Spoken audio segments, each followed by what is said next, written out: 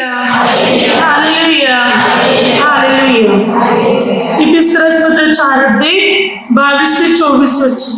इफिसियन्स 4:22 ते असे की तुमच्या पूर्वीच्या आचारासंबंधी जो जुना मनुष्य त्याचा तुम्ही त्याग करावा, जो कपटाच्या वासनाने युक्त असून त्याचा नाश होणारे वचन 23 आणि तुम्ही आपल्या मनोवृत्तीत नवे केले जावे वचन 24 आणि सत्तेपासून निर्माण होणारे नीतिमत्व व पवित्रता यांनी युक्त असा देव सदृश्य निर्माण केलेला नवीन मनुष्य धारण करावा। Hallelujah hallelujah hallelujah.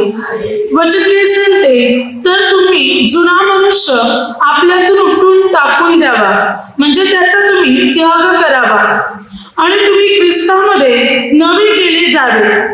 पूर्वी तुम्ही पापात, वासनात आणि वाईट प्रकारच्या कृतीत होते, तर वचन सांगते या जुन्या मनुष्याचा म्हणजे पापाचा तुम्ही त्याग करा, तुम्ही नवीकरण करा आणि ख्रिस्तामध्ये तुम्ही नवे मनुष्य बनले जा। ख्रिस्ताच्या प्रतिरूपाप्रमाणे ख्रिस्ताशी सदृश्य असे तुम्ही एक नवीन व्यक्ती बना। आता पहा, आपण या नवीन वर्षामध्ये सुरुवात करत आहोत, तर बायबल आपल्याला शिकवते की आपल्या जीवनात नवीकरण म्हणजे पाप नसावं। पूर्वी आपण पापात, वाईटात आणि चुकीच्या गोष्टीमध्ये जीवन जगत होते, तर वचन सांगते तुम्ही या सर्व पापाचा त्याग करा आणि परमेश्वराकडे वळा नवा मनुष्य।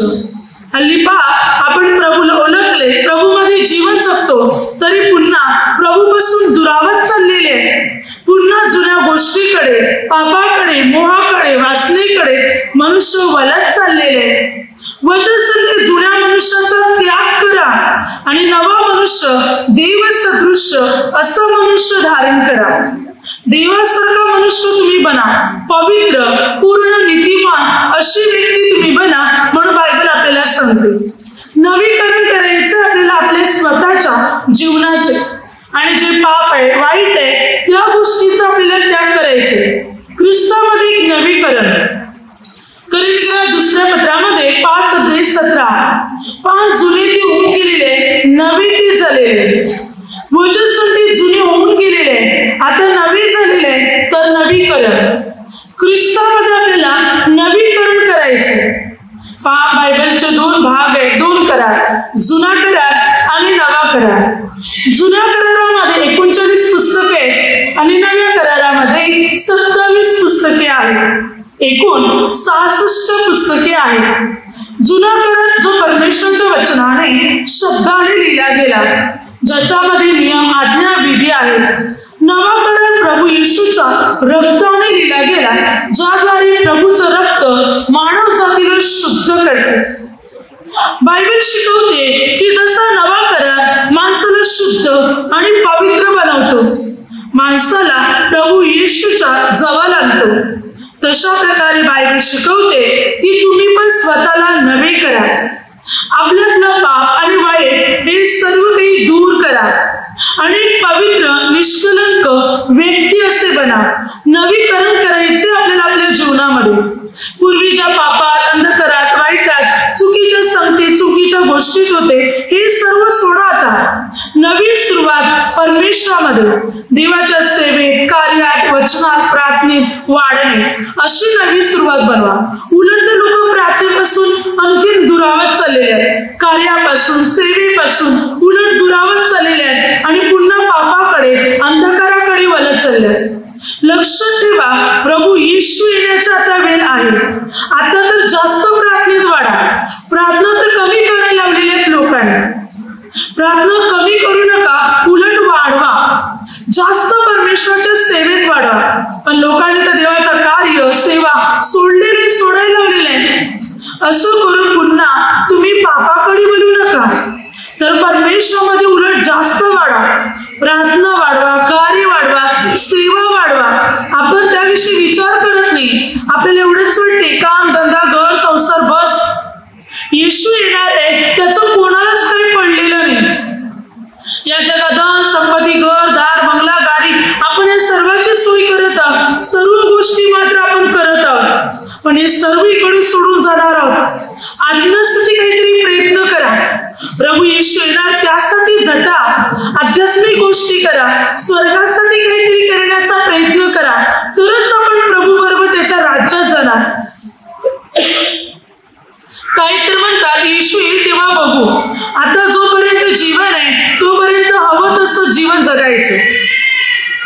खरोखर अनेकांना तर प्रार्थनेचं प्रभूचं काहीच पडलं नाही. आपल्या मनाच्या धोरणाप्रमाणे चालत आहे.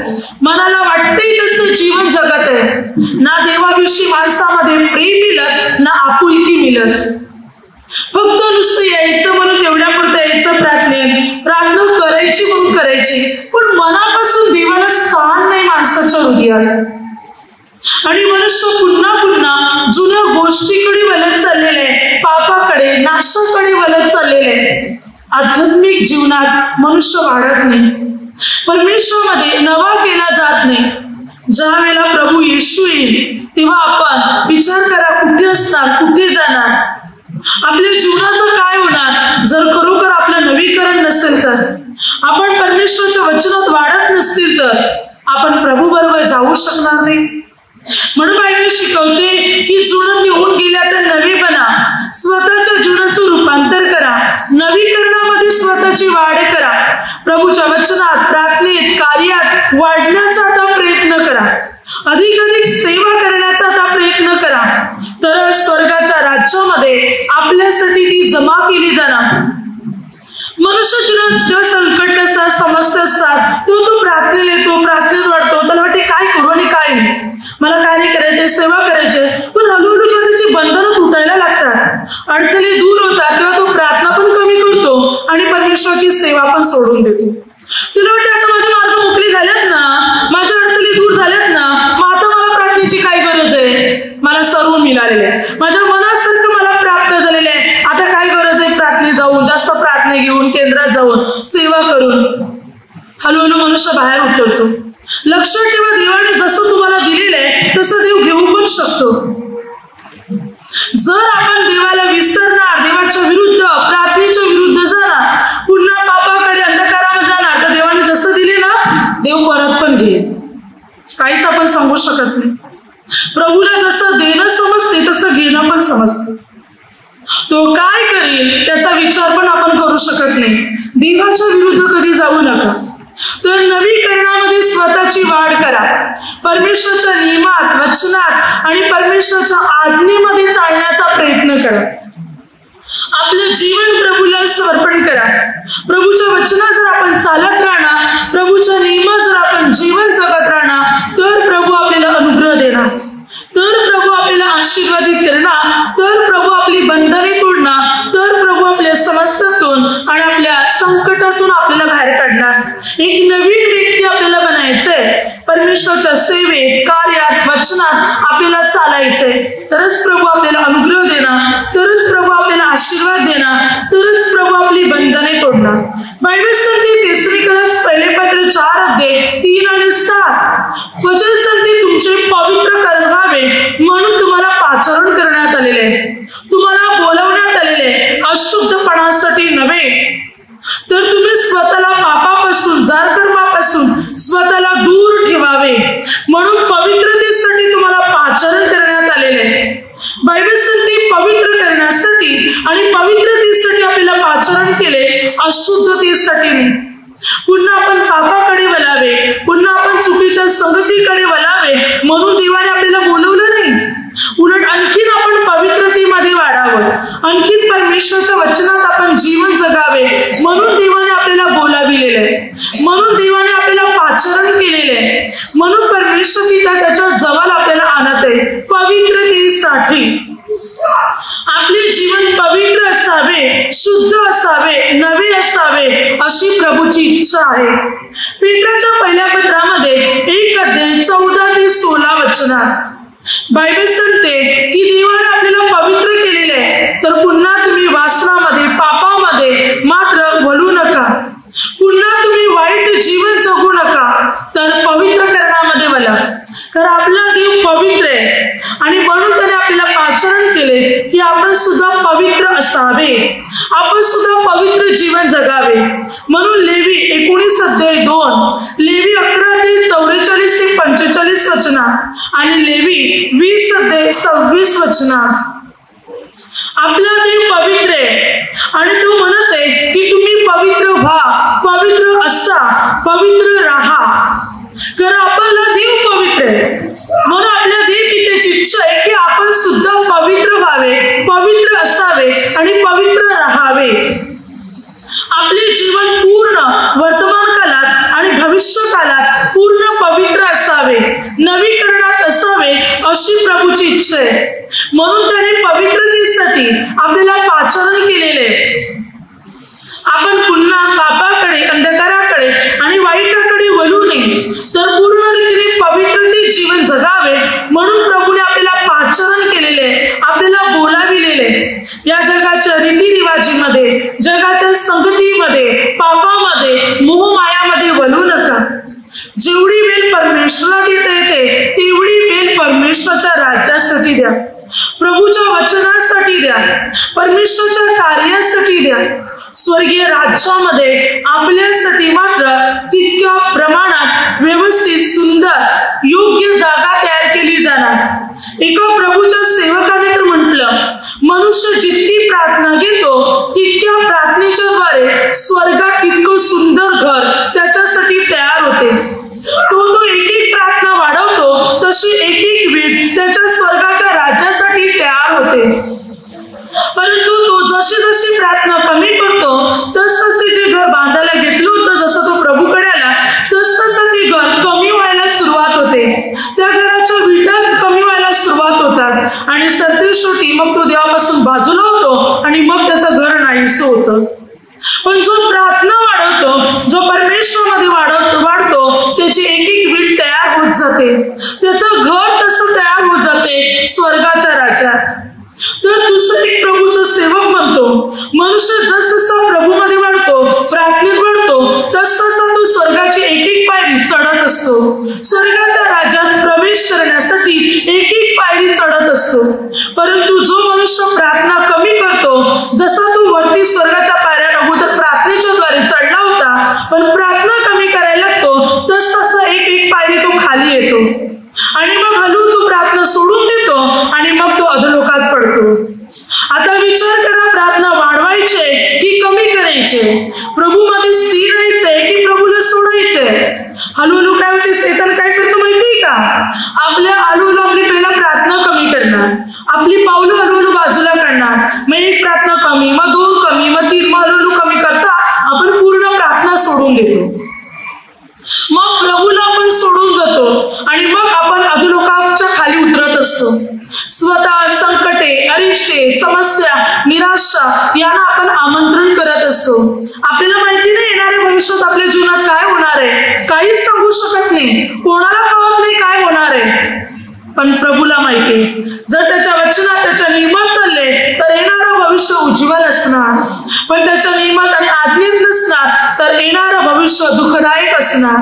येणारं भविष्य संकटाने, क्लेशाने, आपत्तीने, पीडेने भरलेलं असणार. जसं की उपदेशक 12:1, हे तरुण आत्ता देवाला स्मर, आत्ता देवाची आठवण ठेव, देवामध्ये राहा, कारण अशी वर्ष येणार आहे ज्याच्यात तू आपल्याला सुख नाही असं तू म्हणशील. म्हणजे आता जर तू प्रभूमध्ये राहशील तर येणाऱ्या वर्षात तुझ्या जीवनात सुख असेल, पण आता जर तू देवाची आठवण ठेवणार नाही, प्रभूमध्ये राहणार नाही, तर येणारी वर्ष, ज्या वर्षात तुला सुख नसेल.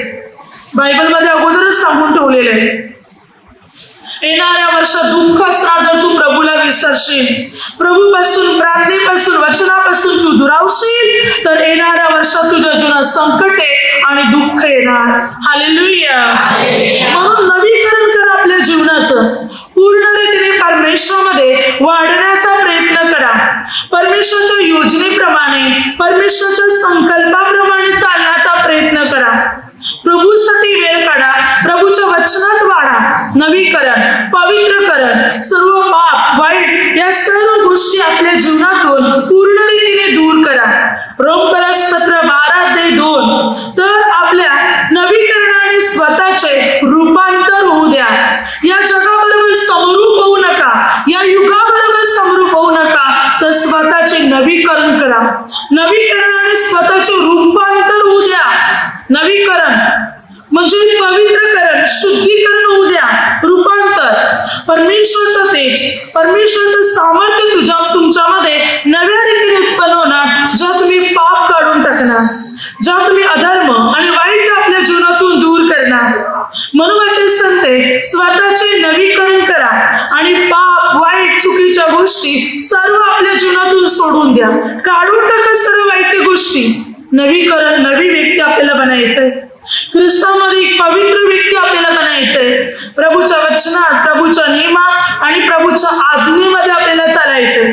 मग प्रभूचा अनुग्रह आपल्यामध्ये असणार, प्रभूचं सामर्थ्य आपल्यामध्ये असणार, प्रभूची शक्ती आपल्या जीवनात असणार. जेव्हा आपण पवित्र जीवन जगणार, जेव्हा आपण नवीकरणामध्ये वाढणार, शुद्धतेमध्ये वाढणार, तेव्हा परमेश्वर पिता आपल्याला अनुग्रह देणार.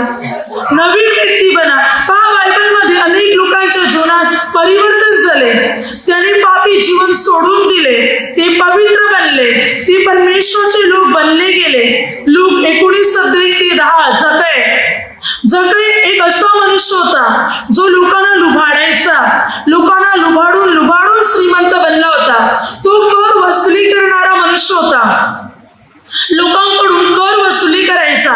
जिथे 50 रुपये घ्यायला हवे तिथे तो 100 रुपये घ्यायचा. जिथे 100 रुपये घ्यायला हवे तिथे तो 200 रुपये घ्यायचा. लोकांकडून पैसा गोळा करून तो श्रीमंत बनला होता. परंतु त्याच्या जीवनात सुख नव्हते, त्याच्या जीवनात समाधान नव्हते, शांती नव्हती.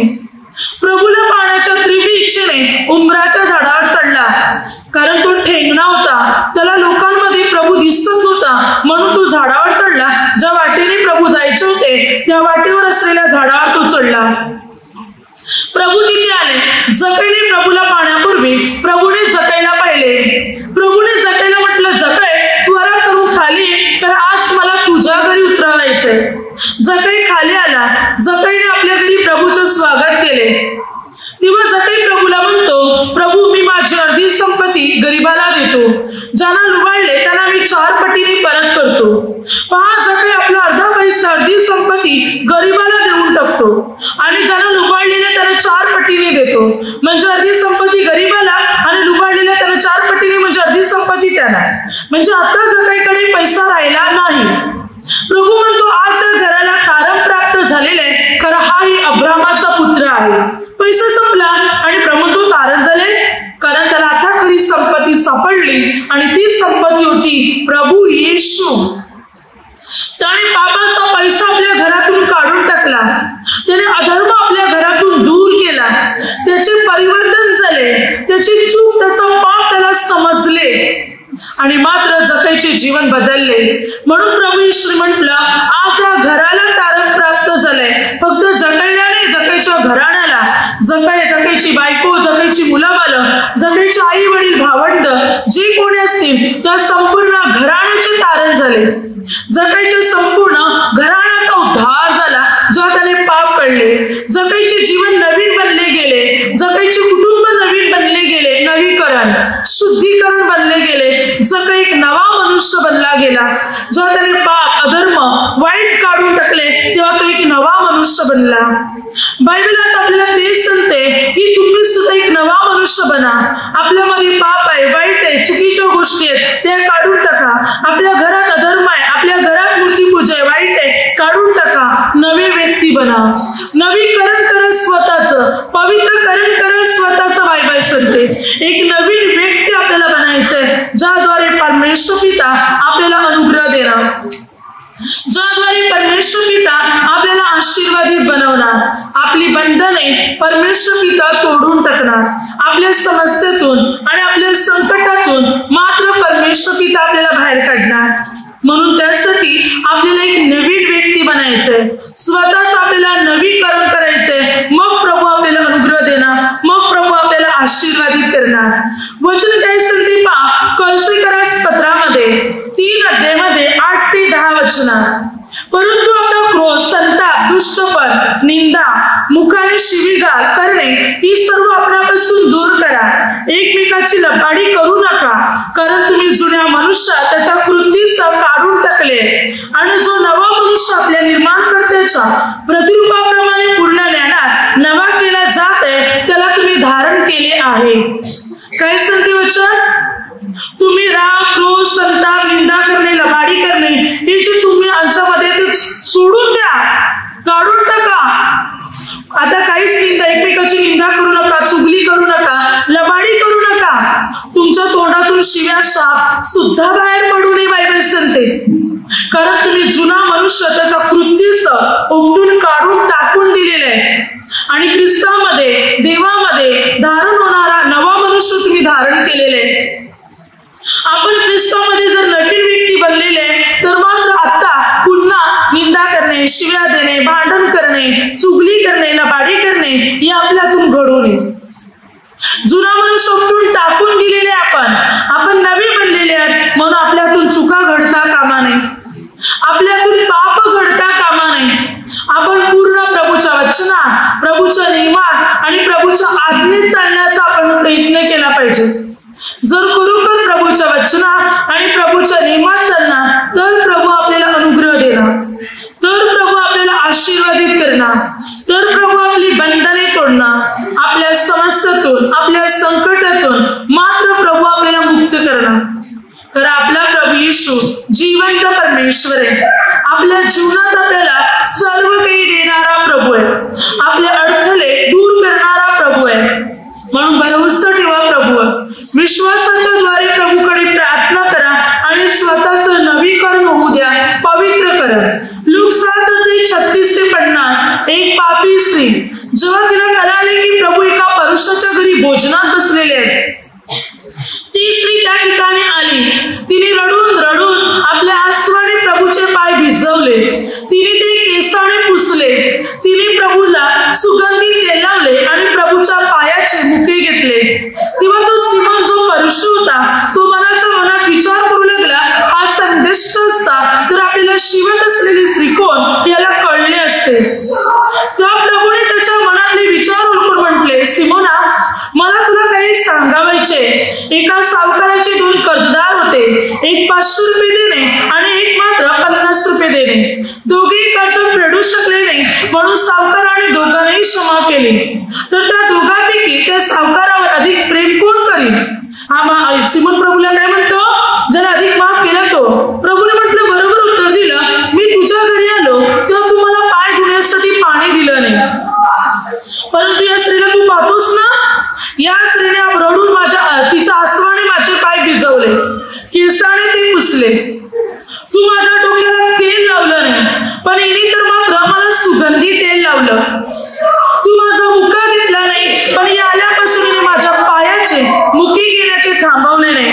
यावर हिची पुष्कळ प्रीती हे जाहीर करते की हिची पुष्कळ पापे क्षमा झालेली आहे. कारण जो थोडीशीच प्रीती करतो त्याच्या थोड्याशाच पापांची क्षमा झालेली आहे, परंतु जो अधिक प्रीती करतो त्याच्या अधिक पापांची क्षमा झालेली आहे. या स्त्रीच्या भरपूर पापांची क्षमा का झाली? ती बोलली नाही, तिने कृती केली, तिने स्वतःचं नवीकरण केलं. रडून रडून ती एवढी रडली की तिने प्रभूचे पाय भिजवले. पाय धुण्यासाठी निदान 1 लिटर तरी पाणी लागणार. तिने पाय भिजवले. पाय भिजवण्यासाठी निदान 1 ग्लास म्हणजे 200-250 मिली पाणी भिजवायचे होते पाय. तिने पाय भिजवले म्हणजे 200 ते 250 मिली अश्रू तिचे बाहेर पडले. मनुष्य जेव्हा रडतो तेव्हा 20 ते 25 मिली अश्रू बाहेर पडतात. या स्त्रीचे 200 ते 250 मिली अश्रू बाहेर पडले. विचार करा, ती रडली तरी किती असणार. तिने आपल्या अश्रूने प्रभूचे पाय भिजवले, आपल्या केसाने पुसले, तिने प्रभूला सुगंधी तेल लावले. सुगंधी तेल तिने प्रभूला लावले. अगदी आपण योहान 12 अध्याय आणि मार्क मध्ये 14 अध्याय 3 वचनापासून 9 पर्यंत इथे आपल्याला कळते तिथे प्रभू परुषाच्या घरी, सिमोनाच्या घरी भोजनात बसले होते कुष्ठरोगी. आणि लूक 7 अध्यायामध्ये पण आपल्याला 36 पासून ते आढळते. आता जे तेल तिने प्रभूला लावले होते त्या तेलाची किंमत 300 रुपयापेक्षा अधिक होती, जे अर्धा शेर होते. अर्धा शेर मात्र 1 शेर म्हणजे 1 लिटर जे तेल आहे. मार्केटमध्ये त्या जटामाशीचे जे तेल आहे त्या तेलाची किंमत आता मार्केटमध्ये 48,000 रुपये लिटर आहे. अगदी चांगल्या क्वालिटीचे तेल.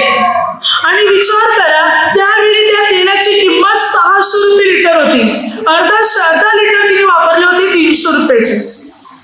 त्यावेळी त्या तेलाची किंमत 300 रुपये होती.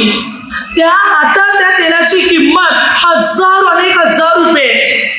म्हणजे विचार करा, तिने आपल्या संपूर्ण आयुष्याची कमाई तिने प्रभूच्या चरणाशी मात्र घातली होती. तिने आपल्या आसमानी प्रभूचे पाय भिजवलेले होते आणि प्रभूला ते सुगंधी तेल लावलेले होते. संपूर्ण आयुष्याची कमाई तिने प्रभूला खर्ची घातली होती. ती सर्व पाप कबूल करत होती, ती पश्चाताप करत होती, ती बोलली नाही, पण मनात तिने सर्व एक एक सर्व पाप कबूल केलं. म्हणून प्रभूने म्हटलं, हिची पुष्कळ प्रीती, हिची पुष्कळ पापे क्षमा करत आहे. म्हणून प्रभूने म्हटलं लूक 7:50, बाई तुझ्या विश्वासानं तुला तारलेला आहे, शांतीने जा. तिचा उद्धार झाला, तिचे तारण झाले, शांती आली तिच्या जीवनामध्ये. जेव्हा तिने पाप काढून टाकलं, ती नवीन स्त्री बनली गेली, ती पवित्र स्त्री बनली गेली, ती धार्मिक बनली गेली, कारण तिने पाप कबूल केलं. आता ती पापी राहिली नाही, तर ती पवित्र बनली. प्रभू आज आपल्याला तेच म्हणतो, तुम्ही सुद्धा स्वतःचं नवीकरण करा, तुम्ही सुद्धा स्वतःचं पवित्रकरण करा. पाप काढा आपल्या जीवनातून, वाईट सोडून द्या आपल्या जीवनातून, शुद्धीकरण करा स्वतःच्या जीवनाचे पवित्रकरण करा. आपल्याला एक नवीन, एक पवित्र, एक शुद्ध व्यक्ती आपल्याला बनायचंय, ज्याद्वारे ख्रिस्त आपल्या जीवनात कार्य करणार. जुना मनुष्य उपटून टाकून दिलाय, आपण नवा मनुष्य ख्रिस्ताच्या प्रतिरूपात धारण केलेलं आहे. तर आता नवीन व्यक्ती बनलेली आहे, तर पवित्र मार्गाला लागायचंय, पुन्हा पापाकडे आपल्याला वळायचं नाही. Hallelujah, hallelujah. वचन पुढे काय सांगते पहा, युहान 3:3 नव्याने जन्मल्या वाचून कोणालाही देवाचे राज्य पाहता येत नाही. नव्याने जन्मल्या वाचून नवीन जन्म. आता नवीन जन्म कसा घेणार? निकेतन प्रभूला काय म्हणतो की म्हातारा झालेला मनुष्य आईच्या उदरात पुन्हा कसा जाईल? प्रभूला ते सांगायचं नव्हतं. नवा जन्म म्हणजे नवीकरण, म्हणजे पाप वाईट सर्व सोडून पश्चाताप करणं आणि पवित्र मार्गाला लागणं म्हणजे नवा जन्म. आणि प्रभूने म्हटलं, तुम्ही जोपर्यंत नवा जन्म घेत नाही, म्हणजे नवीकरण करत नाही, तोपर्यंत तुम्ही स्वर्गाच्या राज्यात प्रवेश करू शकत नाही. एक नवीकरण करायचे आपल्या जीवनाचं. आपल्याला कोरिंथीकरास पहिले पत्र 5 वचन सांगते की त्याच्यामध्ये 6 ते 7 वचन एक नवीन गोला बनायचे. तुमची अढळता बाळगणे बरे नव्हे, थोडी कमी चांगला गोला फुगविते. हे तुम्हाला ठाऊक नाही का? तर जुने खमीर काढून टाका, असे तुरी की तुम्ही जसे बेखमीर झाला तसे तुम्ही नवा गोला व्हावे. कारण आपला वलांडणाचा यज्ञ पशु जो ख्रिस्त त्याचे अर्पण झाले आहे. वचन काय सांगते की तुम्ही एक नवे व्यक्ती बना. 8 वचनात, म्हणून आपण सण पालावा तो जुन्या खमीराने अथवा वाईटपणा दुष्टपणा याच्या खमीराने नव्हे, तर सात्विकपणा व खरीपणा बेखमीर भाकरीने तो पालावा. नवीन व्यक्ती बनून सण पाला, जुन्यापणाने नाही. तुम्ही बायबल वाचा, बायबलमध्ये जेवढे सण दिलेले आहेत त्याच्यात परमेश्वराने खमीर वापरण्याची मनाई केलेली आहे. खमीर म्हणजे फुगवणे. म्हणून बिना खमीराच्या भाकरी खायला सांगितल्या होत्या की मात्र तुमच्यामध्ये फुगणे नसावे, म्हणजे राग, क्रोध, द्वेष, तिरस्कार, पाप हे तुमच्यात नसावं. कोणत्याही सणात खमीराच्या भाकरी, खमीराच्या वस्तू खाऊ नये असे परमेश्वर पित्याचे आदेश होते, असे परमेश्वर पित्याचे नियम होते. एवढेच नाही, परमेश्वरचे लोक जर घरी आले तर त्यांचा पाहुणचार सुद्धा करते वेळी बिना खमीराच्या भाकरी करून द्यायचे. उत्पत्ती 18 मध्ये परमेश्वराकडून आलेल्या 3 पुरुष जो अब्रामाकडे आले ते अब्रामाने बेखमीराच्या भाकरी बनवल्या. त्याच्यात खमीर नव्हते, बेखमीराच्या भाकरी बनवल्या होत्या आणि त्या भाकरी त्याने परमेश्वराला देवदूताला दिल्या होत्या. Hallelujah, hallelujah. खमीर नसावं म्हणजे त्याच्यात राग नसावा, क्रोध नसावा, द्वेष नसावा, त्याच्यामध्ये पाप नसावा. आज प्रभू हे शिकवतो की तुम्ही नवा गोला तयार व्हा. नवा गोला बेखमीर बना. तुमच्यात खमीर नसावं, तुमच्यात राग, क्रोध, द्वेष, तिरस्कार, एकमेकांविषयी फुगणं नसावं. तुमच्यामध्ये बेखमीरपणा. Hallelujah, hallelujah. एक पवित्र गुण आपल्याला बनायचंय, एक पवित्र व्यक्ती आपल्याला बनायचंय. परमेश्वराच्या नियमात, वचनात, आज्ञेत आपल्याला चालायचंय. म्हणजे आपण प्रभूसाठी, परमेश्वराच्या राज्यासाठी एक पवित्र व्यक्ती बनली जाणार. देवाच्या गौरवासाठी एक नीतिमान व्यक्ती आपण बनले जाणार. आणि परमेश्वर पिता आपल्या जीवनात कार्य करणार. प्रभू आपल्याला अनुग्रह देणार. तर प्रभूची इच्छा आपण नवीन बनावे. म्हणून प्रभू काय म्हणतो प्रकटीकरण 21:5, तेव्हा राजासनावर बसलेल्या मनाला पहा, मी सर्व गोष्टी नवीन करतो. तो मनाला लिहिली ही वचने विश्वासनीय व सत्य. प्रभू म्हणतो मी सर्व काही नवीन बनवतो, सर्व नवीन. शेवटला प्रकटीकरण 21 सत्य, प्रभू नवी आकाश नवी पृथ्वी तयार करणार आणि आपल्या पवित्र झालेल्या लोकांना तिकडे ठेवणार. जुनं ते सर्व होऊन जाणार. म्हणून एक नवीन व्यक्ती बना. प्रभू सर्व नवीन करत आहे. म्हणजे काय? त्या नवीन ठिकाणी नवीन लोक प्रवेश करतील, म्हणजे पवित्र लोक. आपण 50 वर्ष अगोदर येशूला स्वीकारले किंवा 5 तासा अगोदर, ते महत्वाचं नाही. आपलं जीवन पवित्र असणं हे महत्वाचं आहे. आपलं नवीकरण होणं महत्वाचं आहे, पवित्रकरण. तरच प्रभू आपल्याला नवीन यरूशलेम, नवी नगरी किंवा नवी आकाश, नवी पृथ्वी याच्यात प्रवेश देणार. जो आपण स्वतःला नवीन पवित्र बनवणार, म्हणजे पाप आणि वाईट काढून टाकणार, राग आणि क्रोध द्वेष सोडून देणार, एक पवित्र, एक स्वच्छ व्यक्ती जो आपण बनणार. गलतीग्रस्तपत्र 6:15, कारण सुंत होण्यास किंवा न होण्यास काहीच नाही, तर नवी उत्पत्ती हीच काय ती आहे. नवी उत्पत्ती, नवीकरण हे सर्व आहे. बायबल सांगते सुद्धा झाले नाही झाले, बप्तिस्मा झाले नाही झाले, महत्वाचं नाही. तुमचं नवीकरण महत्वाचं आहे. पाप कबूल करून सोडून देणं महत्वाचं आहे. एक पवित्र व्यक्ती बनणं हे महत्वाचं आहे. नवीकरण. आज आपल्या जीवनामध्ये आपल्याला एक नवीन व्यक्ती बनायचंय. यशाया 42:9, पहिल्या गोष्टी घडून चुकल्या, नव्या गोष्टी मी विधित करतो, त्यास आरंभ होण्यापूर्वी मी तुम्हास ऐकवितो. प्रभू म्हणतो की मात्र पहिल्या गोष्टी होऊन चुकलेल्या आहेत, आता मी नवीन गोष्टी करायला सुरुवात करत आहे, त्या मी तुम्हाला ऐकविते, तुम्हाला सांगत आहे. आता तुम्ही पहा, जे प्रार्थनेत टिकून राहतील, जे प्रार्थनेत स्थिर राहतील, परमेश्वराच्या सेवेत वाढतील, पुढे असं परमेश्वर चमत्कार करणार आहे, पुढे बऱ्याच गोष्टी प्रभू करणार आहे. त्या गोष्टी ते लोक आपल्या डोळ्याने पाहतील. नवीन गोष्टी प्रभू करणार आहे. पण जे प्रार्थना सोडतील, प्रभूपासून दुरावतील, ते स्वतःच्या जीवनाचा नाश करून घेतील. ही वेळ आहे परमेश्वराच्या राज्यासाठी झटण्याची. ही वेळ आहे परमेश्वरामध्ये टिकून राहण्याची. आणि जे टिकून राहतील, परमेश्वरामध्ये वाढतील, परमेश्वर त्यांच्यासाठी आता येणाऱ्या भविष्यात नवीन गोष्टी करणार आहे. नवीन गोष्टी ज्या परमेश्वर करणार आहे, त्या गोष्टी ते लोक पाहतील, आपल्या डोळ्याने पाहतील, ते स्वतः अनुभवतील. प्रभू त्यांच्या जीवनात सुद्धा नवीन गोष्टी करणार. अनुग्रह, प्रगती, उन्नती, यश प्रभू त्यांना देणार. नवीनाने प्रभू त्यांना पुढे नेणार. नवीकरणाने प्रभू त्यांना पुढे नेणार आणि नव्या गोष्टी प्रभू त्यांच्या जीवनात घडवणार. म्हणून वचन सांगते आपल्याला परमेश्वरामध्ये वाढायचंय. कारण प्रभू म्हणतो आता मी सर्व काही नवीन करत आहे. तुम्ही माझ्यामध्ये टिकून राहणार, स्थिर राहणार, तर मी तुमच्या जीवनात सुद्धा आता नवीन गोष्टी करणार आहे. नवीन गोष्टी करणार आहे. म्हणून प्रभू म्हणतो, म्हणजे दुःख निघून जाणार, समस्या निघून जाणार, संकट निघून जाणार आणि अद्भुत कार्य तुमच्या जीवनामध्ये घडणार. अद्भुत चमत्कार तुमच्या जीवनामध्ये घडले जाणार. नवीन गोष्टी प्रभू तुमच्या जीवनात करणार आहे. आता पुढे वचन सांगते यशाया 43 अध्यायामध्ये 18 ते 21, पूर्वीच्या गोष्टीची आठवण करू नका, जुन्या गोष्टी मनात आणू नका. पहा मी एक नवीन गोष्ट करणार आहे, आताच ती उद्भवत आहे, तुम्ही ती पाहणार नाही का?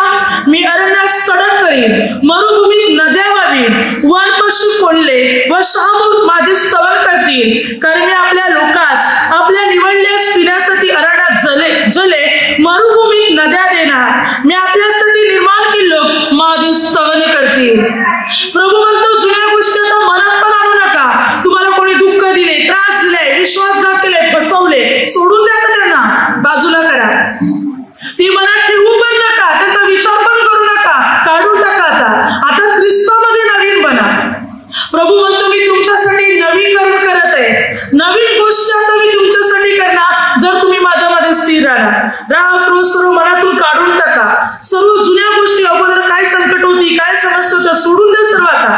आता ख्रिस्तामध्ये नवीन बना, प्रभू येशूमध्ये नवीन बना, कारण प्रभू आपल्यासाठी नवीन गोष्टी करणार आहे.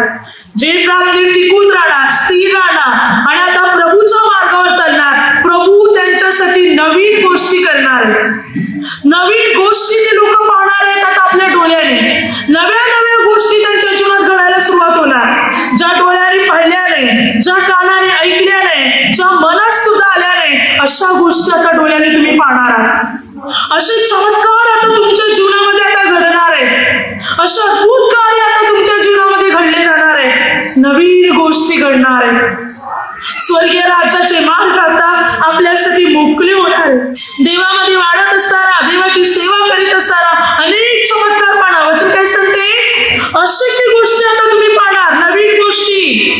प्राणी पक्षी सुद्धा परमेश्वराची स्तवन करतील. प्रभू म्हणतो, माझ्या निवडलेल्या लोकांसाठी अरण्यात पण मात्र मी जले आणि मरुभूमी सुद्धा नद्या निर्माण करीन. माझ्या लोकांसाठी अवघड गोष्टीतून मी मार्ग काढीन. जंगलात सुद्धा जले, मरुभूमी सुद्धा नद्या व्हावीत माझ्या लोकांसाठी. माझ्या लोकांचे मी मार्ग आता मोकळे करीन. अडथळे आता मी दूर करीन माझ्या लोकांचे.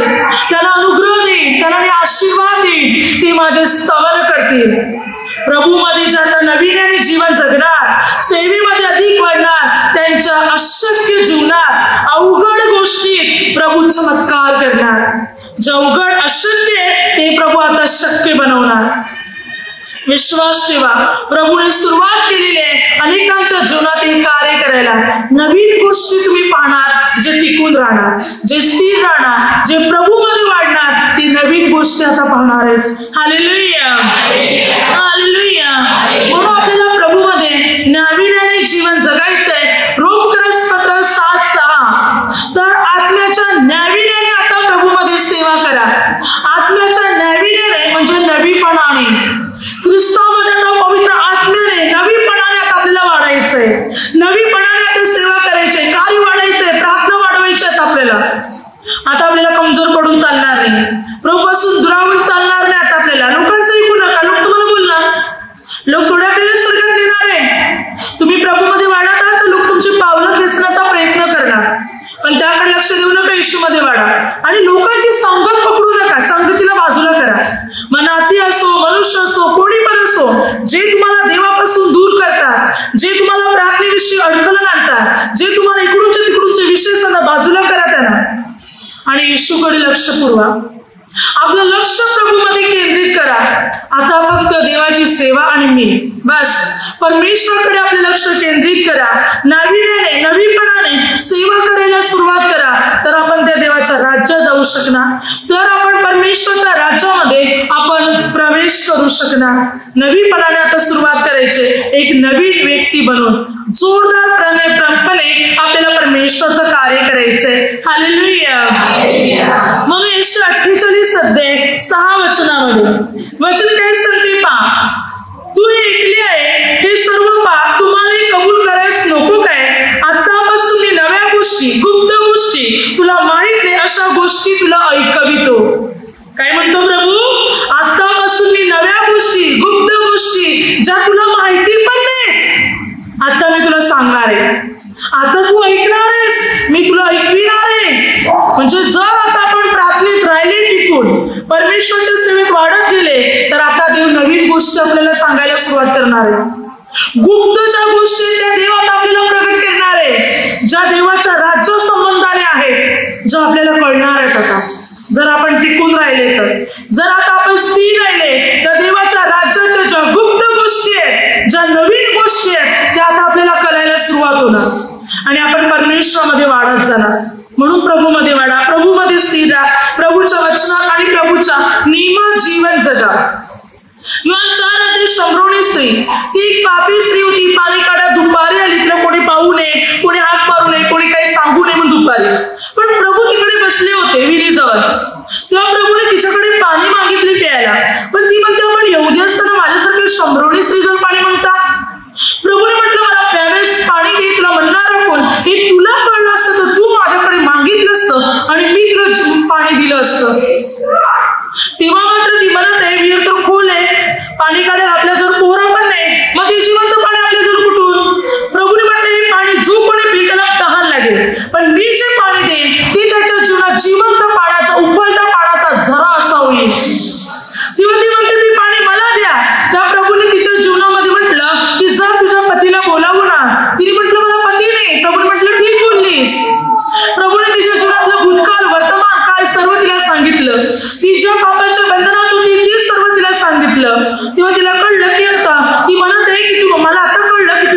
दृष्ट्या.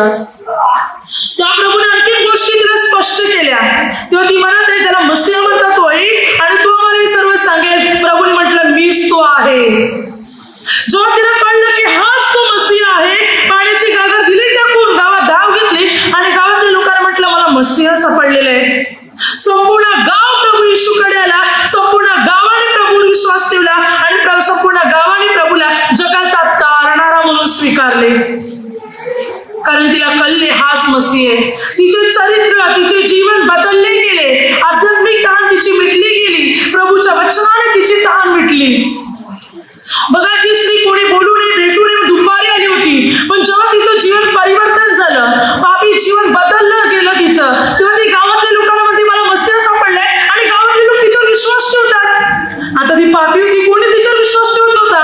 पण जेव्हा तिचे जीवन बदलले, तेव्हा गावातल्या लोकांनी तिच्यावर विश्वास ठेवला आणि तिच्या सांगण्यावरून ती प्रभू येशूकडे आले. या पापी स्त्रीचं जीवन प्रभूने बदलवलं आणि ती चांगली स्त्री बनली गेली. आज प्रभू आपल्याला बदलवण्यासाठी तयार आहे. आपल्या जीवनात परिवर्तन घडवण्यासाठी तयार आहे. म्हणून पाप सोडा, वाईट मार्ग सोडा, चुकीचे मार्ग सोडा, नवीन व्यक्ती बना. यचकल 36:26, यचकल 11-19-20. मी तुमच्याकडे नवे हृदय आणि नवा आत्मा स्थापित करीन. प्रभू म्हणतो, मी तुम्हाला नवे हृदय देईन आणि नवा आत्मा. तुमच्यामधला पाषाणमय हृदय, दगडासारखं हृदय काढून टाका. मी तुला मांसमय हृदय देईन. प्रभू म्हणतो, मी माझा आत्मा, नवा आत्मा तुमच्यात घालेन. तेव्हा तुम्ही नवे केले जातील. प्रभू आपल्याला नवीन बनवण्यासाठी तयार आहे. नवे हृदय सुद्धा, नवीन पवित्र आत्मा पण आपल्याला द्यायला तयार आहे. काय आपण नवीन बनायला तयार आहोत का? काय आपण पाप सोडायला तयार आहोत का?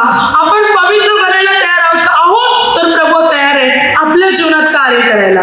प्रभू तयार आहे आपल्या जीवनात चमत्कार घडवण्यासाठी. म्हणून नवीकरण आपल्याला करायचंय. वचन सांगते की तीतला पत्रामध्ये, तीतला पत्र 3 अध्याय, त्याच्यामध्ये 5 वचन. वचन सांगते, तेव्हा आपण केलेल्या नीतीच्या कृतीने नव्हे तर नव्या जन्माचे स्थान, पवित्र आत्म्याने केलेले नवीकरण, त्याच्याद्वारे त्याने आपल्या दयेनुसार आपण आज तारिले. नव्या जन्माचे स्थान आणि वचन सांगते पवित्र आत्म्याच्या द्वारे होणारे नवीकरण, याद्वारे आपण शुद्ध झालेले आहोत. प्रभू येशूच्या द्वारे नव्या जन्माचे स्थान आपण धुतले गेलेले आहोत. आणि कसं धुतले गेलेले आहोत आपण? आपलं स्थान झालेलं आहे, आपलं अंघोळ झालेले आहे, आपण धुतले गेलेले आहोत. आणि हे धुतले गेलेले आहोत प्रभू येशू ख्रिस्ताच्या रक्ताने. कोरिन्थीकरास पहिले पत्र 6:11 वचनात. आणि तुम्हापैकी कित्येक तसे होते, तरी तुम्ही प्रभू येशू ख्रिस्ताच्या नावात आपल्या देवाच्या आत्म्यात धुतलेले, पवित्र केलेले व नीतिमान ठरविलेले असे झाला. प्रभूमध्ये आपण प्रभूच्या नावात आता धुतलेले आहोत. पवित्र आत्म्यात आपण पवित्र केले गेलेले आहोत. आपलं नवीकरण झालेले. तर आता ख्रिस्तामध्ये नवीन व्यक्ती म्हणून चालायचंय. नवीन झालेले, पवित्र झालेले, नीतिमान व्यक्ती म्हणून आता आपल्याला चालायचंय.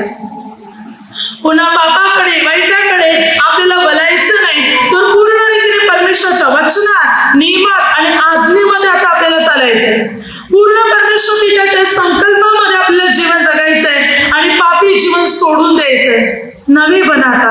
पुन्हा जुन्या गोष्टीच्या मागे लागू नका. लूक 5:36-38 वचनात वचन सांगते आपण एक नवीन झालेले आहोत.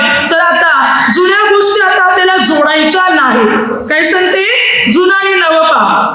वचन सांगते की मात्र आणखी त्याने त्यास दाखलाही सांगितला, कोणी नवी वस्त्र पाडून त्याचे जुन्या वस्त्राला टिंगल लावत नाही.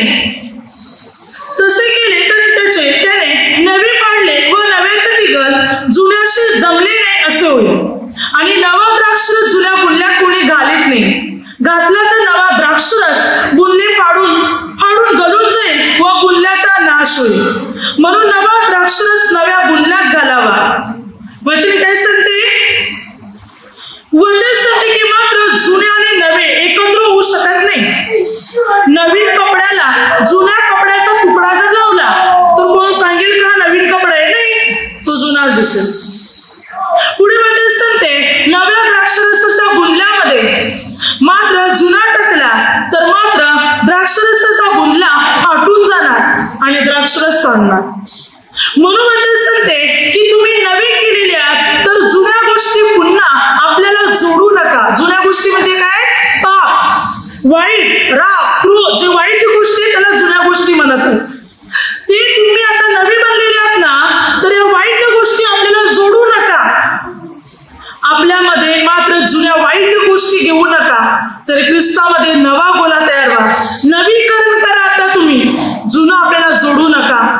जर जुनं तुम्ही आपल्यामध्ये घेतील तर पुन्हा तुम्ही जुने म्हणजे पापी बनले जाते. म्हणून ख्रिस्तामध्ये आपल्याला एक नवीन व्यक्ती बनायचंय आणि पाप, वाईट, अधर्म हे सर्व सोडून द्यायचंय. पवित्र करणं, परमेश्वराच्या सेवेत, परमेश्वराच्या कार्यात वाढा. आता अधिक वेळ प्रभूला द्या.